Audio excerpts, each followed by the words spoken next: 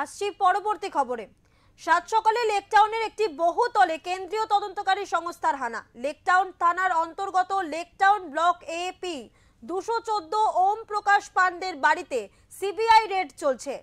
Bank fraud কেসের তদন্তে Nizam palace থেকে সিবিআই এর বিশেষ টিম এসেছে। বহুতলের ভিতরে এবং বাইরে মোতায়েন রয়েছে সশস্ত্র কেন্দ্রীয় বাহিনী। কাউকে ঢুকতে বা বেরোতে দেওয়া হচ্ছে না।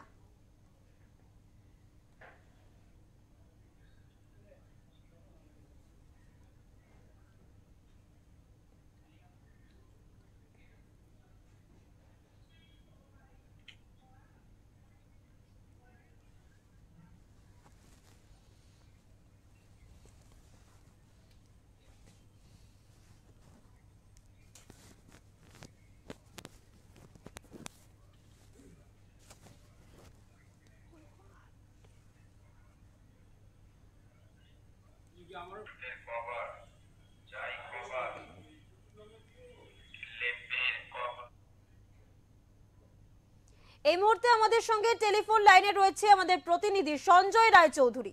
সঞ্জয়, জানতে চাইবো যে সাত সকালে লেকটাউনে সিবিআই এর রেড হয়েছিল এবং সেক্ষেত্রে এর পরবর্তী আপডেট ঠিক কি রয়েছে, কি জানা যাচ্ছে?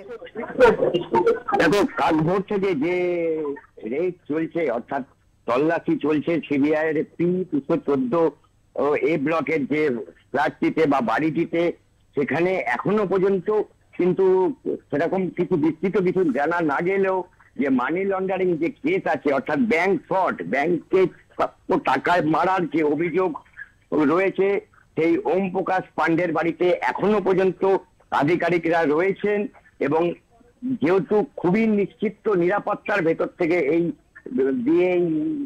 তল্লাশি অভিযান চলছে, এখনো পর্যন্ত পুরোপুরি ক্লিয়ার হয়নি যে তারা সিবিআইরা কি কি জিনিস আটক করলো বা কি গতি প্রকৃতি দাঁড়িয়েছে। সঞ্জয়, জানতে চাইবো যে ওম প্রকাশ পান্ডের পরিবারের তরফ থেকে কি কোনো প্রতিক্রিয়া পাওয়া গেছে?